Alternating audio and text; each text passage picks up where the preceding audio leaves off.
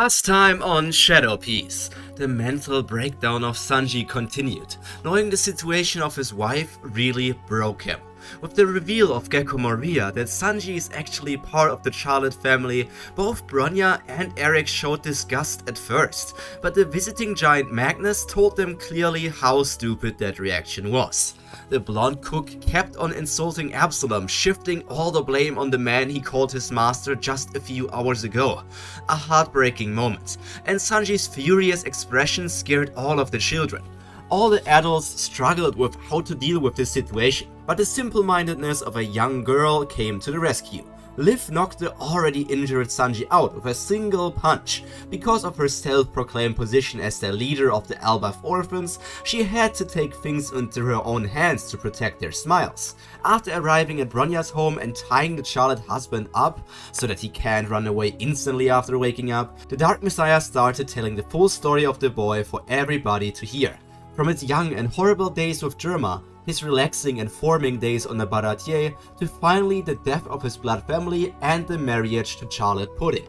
Now all of them can understand why Sanji reacted the way he did, and they, Eric, Magnus and Bronya, are willing to join the war against the Blackbeard Pirates to save the wife of their friends. Their banquet is still going to happen in the evening, so that is only a few hours away. Emotionally, they are not feeling up for it, and the tragic story of Sanji's past did not help in building up an appetite either. But after fasting for 12 days, the two giants from Elbaf still want something to eat. Perona will go together with Bronya. Brook wants to play music for all of the celebrating giants, and Moria wants to get the prized devil fruit from the new giant warrior pirates. Only Absalom and Magnus decided to stay behind and make sure that the blonde human doesn't act rashly. Groups are being formed and the night has just begun, because the great banquet of the Winter Solstice Festival is about to start. But before we can see that event, we have to go back a bit in time, to see what happened while the Fullerbark Pirates and their entourage took care of the Charlotte cook. Hyrdine looked for his opponent, and after seeing the Dark Messiah's group go to him, he could relax knowing that he is safe. Odin asked the citizen of his island once again, "Brave warrior of the sea, Hyrdine. You have fought many battles and won them all. What do you wish for? What can I personally do for you?"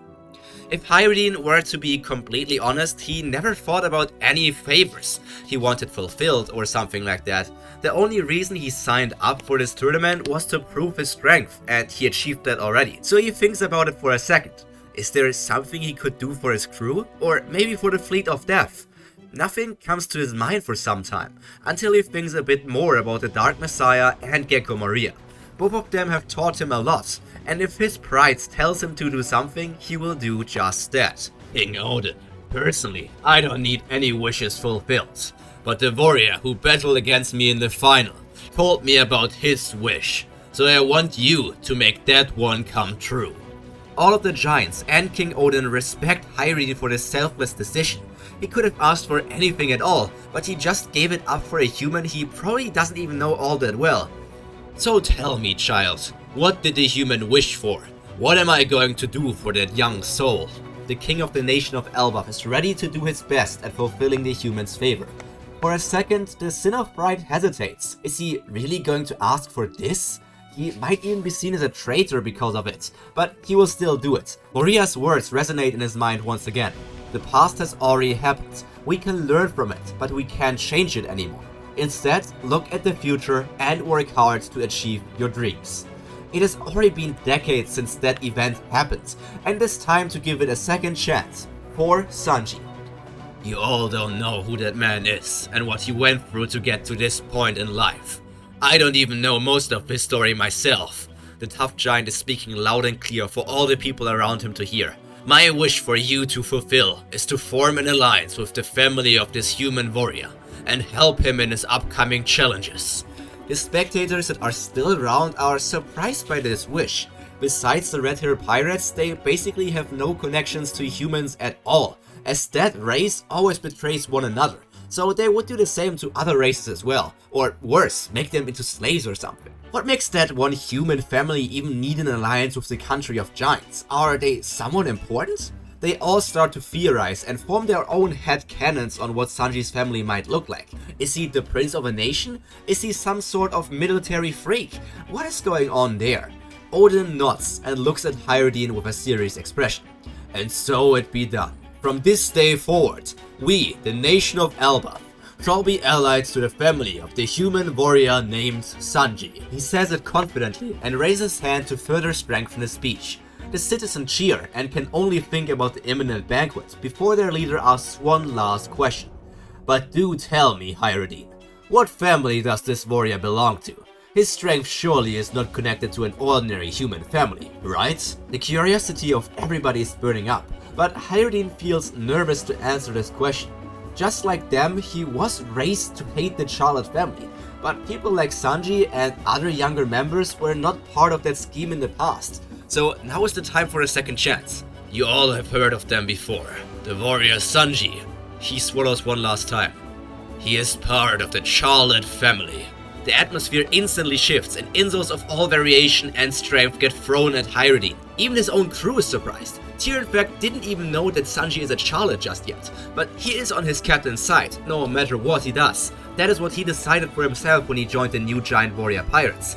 Other giants are already preparing to beat up the exhausted pirate captain, but his crew gathers around his back, not leaving him alone. The turmoil grows louder and louder until Oden stands up. Silence! Young man, did you intend to trick me? Hyruddin shakes his head and is about to explain his decision, when his king interrupts him. You don't have to explain, boy. I can feel it from your heart. Your intentions are pure and honorable. Everybody, I already declared the alliance. Going back on my word now would be the biggest shame, not only for me, but for the entire nation. So let's go through with it and work out this alliance with the Strawhat family. It was pushed into their personality since they were young, or they even experienced everything Big Mom did firsthand, but there's no way to change a decree from King Oden once it has been made. That would go against all of their giant prides. A very unstable alliance has been formed, and all that while the sweet cook is unconscious, and Absalom is telling the people about his story. This day would go down in Elbaf history, and never be forgotten. While this moment would remain in everyone's brain for a long time, the thought about the great banquet still makes them feel joy. Nothing can ruin the experience of eating the best meal in the entire year. As things proceed towards the start of the banquet, the new giant warrior pirates gather in a place a bit away from the other civilians. Gerd is scolding her captain for acting recklessly, while the others just enjoy seeing the classic exchange between their leader and doctor. Everything went well, and in the morning they will go look for Sanji and tell him all about it. But for now, they just look at the devil fruit Hyruddin was handed. It is a violet, spherical shaped fruit, with a stem sprouting out of the top, with swirls that go in a curly S-like pattern. They don't know what this fruit is. It could be a paramecia, a logia, or maybe even a zoan, and the only way to find out is to eat it. However, they aren't going to do that, as they promise to give the fruit to the leader of their fleet. They have no idea what Maria plans to do with it, as he already has a devil fruit himself, and so does everyone else on his crew in fact, but that doesn't really matter to them. Only now, the Sin of Pride learns the reason why Sanji stood there like a deer in headlights at the end of their battle, and he swears that one day they will have a rematch to determine who would have been the real winner of their battle. But that can also be a story for another time. Before anything big happens again, they can all relax and have a bit of downtime, and people like Sanji and Hyruddin, who had a lot of battles in the last few days, really can use this time to recover from all their wounds. The new giant warrior pirates, the Strawhat Pirates, plus Bronya, Eric and all of the orphan children, make themselves on the way to the banquet to eat some delicious Elbaf native food. Back in Bronya's house, the Strawhat family member has awoken. As predicted, he is trying to free himself to run away, but he stops when he hears a familiar voice. Have you finally calmed down? Next to his bed, Magnus is sitting, reading a volume of Sora Warrior of the Sea. So, these guys, they were your siblings? He shows a 2-page color spread of the Germa raid suit users, and gets a quiet yes from the cook. The vibes in his rooms are really awkward, but Magnus has a few things he wants to say to Sanji. I understand what you are going through, man. It would be the same if it was somebody important to me. But you are not alone. Don't forget that. All the people you met on your journey, they will support you. We will go to war for you. He is not alone. It took some time to sink in, but Sanji noticed it now that he calmed down a bit, and he breaks down crying. Putting his big hand on the shoulders of the human, he starts talking again. "I will come to Hachinosu with you to fight in this war against Blackbeard and rescue your wife. But first, I have to go somewhere to prepare. But don't worry, I will come back even stronger." Things are finally calming down, but this is only a short moment of peace as the war is coming closer and closer. And so is the end of today's episode of Shadow Piece. Yes, I hope you enjoyed it. We are getting into very calm moments. Magnus now had his moment with Sanji, and we had the entire scene with Hyrutin declaring the alliance towards the Charlotte family. Very, very interesting that Odin did accept it and did not go back on his word. I mean, it was his son that actually suffered the most from the scheme of Big Mom, but as the king of the nation, he probably knows what's best for all of them, and it's time to step over the past problems and start anew. I mean, he already somehow understood the feelings of Hyrutin. Maybe it was some sort of advanced observation haki similar how to Queen Otohime did it in Fishman Island. So, I don't know, there's a lot of stuff going on. And I'm also wondering what Magnus can even do to grow even stronger. I mean, he was the biggest fighter in the entire tournament we have seen in this arc, so I wonder how strong he can actually grow in the short time until he returns during the final war. But that's all from me for today. I hope you enjoyed this episode. All that's left to be said is stay happy, stay healthy, and most importantly, stay cultured. Pyro, out. Bye!